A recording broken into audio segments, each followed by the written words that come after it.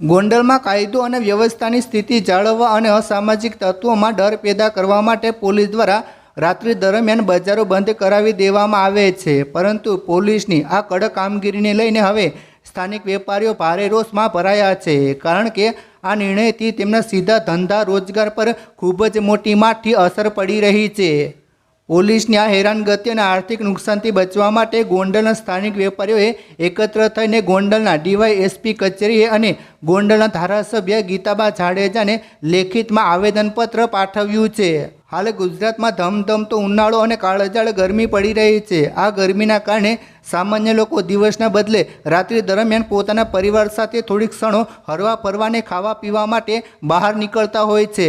જો વાત કરીએ ગોંડલની, તો છેલ્લા થોડાક સમયથી અસામાજિક તત્વો દ્વારા અહીં માથું ઉંચકવામાં આવ્યું હતું। ત્યારબાદ રાજકોટ ગ્રામીણ ડીઆઈજી તરીકે નિલિપ્ત રાય સાહેબ આવ્યા અને તેમણે આ અસામાજિક તત્વો માટે ઘોષ બોલાવી કડક કાર્યવાહી કરી હતી, જેના કારણે ગોંડલમાં કાયદો અને વ્યવસ્થાની સ્થિતિ ઘણી સમૃદ્ધ બની ગઈ છે। પરંતુ આજ કામગીરીના ભાગરૂપે રાત્રે 10:30 વાગ્યાની આસપાસ ગ્રાહકોથી ધમધમતા ગોંડલના રાત્રિ બજારોને પોલીસ દ્વારા બંધ કરાવી દેવામાં આવે છે। આ જ કારણ હવે લોકો અને વેપારીઓ પોલીસની કામગીરીથી અત્યંત નારાજ જોવા મળી રહ્યા છે।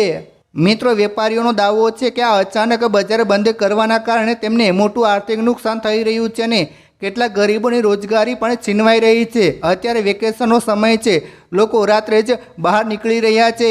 સૌથી મોટી મુશ્કેલી એ છે કે આજુબાજુના જે હોસ્પિટલો આવેલી છે ત્યાં દર્દીઓના સગા સંબંધીઓ પણ ભારે હેરાન થઈ રહ્યા છે, જેમને રાત્રે ચા પાણી અથવા તો નાસ્તો મળતો નથી। આ સંદર્ભમાં જ વેપારીઓ હવે સરકાર અને પ્રશાસન સામે મોરચો માંડ્યો છે। આ મામલે સ્થાનિક વેપારી કુલદીપસિંહ ચૌહાણ, જેઓ 3 ખૂણિયા ખુશી ગાંઠિયા નામની દુકાન ચલાવે છે, તેમનું કહેવું છે કે હમણાં ટૂંક સમયથી પોલીસ તંત્ર જે 10:30 વાગ્યે બધું બંધ કરાવે છે, તેનાથી અમારું ગુજરાન ચલાવવું મુશ્કેલ બન્યું છે। અમારી માંગણી એટલી જ છે કે અમને ધંધો કરવા દો અને થોડોક ટાઈમ વધારે આપો। અમે એમ નથી કહેતા કે આખી રાતે બજાર ચાલુ રાખવા દો, પરંતુ અમને રાત્રે 1 વાગ્યા કે 2 વાગ્યા સુધી ધંધો કરવા દો, જેથી કરીને અમારો ધંધો રોજગાર ચલાવી શકાય।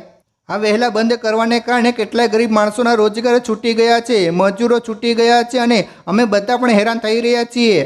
વેકેશનના કારણે બહારથી આવતા માણસો પણ હેરાન થઈ રહ્યા છે। અમારે કંઈ ઝાઝી માંગણી નથી, બસ અમને 2 કલાકનો સમય વધારી દો। અમારે બસ શાંતિ જોઈએ છીએ અને ધંધો કરવો છે। જ્યારે વેપારીઓને પૂછવામાં આવ્યું કે જો તમારી આ ન્યાયની માંગણી સ્વીકારવામાં નહીં આવે તો તમે આગામી સમયમાં શું કરશો, ત્યારે વેપારીએ મક્કમતાથી જણાવ્યું હતું કે જો આ માંગણી પૂરી નહીં થાય તો અમારા વેપારી સંગઠનના જે પણ આગેવાનો અને વડીલો છે તેઓ જે પણ આંદોલન કે બજાર બંધ રાખવાનું પગલું એલાન કરશે, તેમાં અમે બધા વેપારીઓ પૂરેપૂરો સહકાર આપીશું અને ઉગ્ર વિરોધ કરીશું। અમારી માંગણી માત્ર 2 કલાકનો જ સમય વધારવાની છે, બીજું કંઈ નહીં।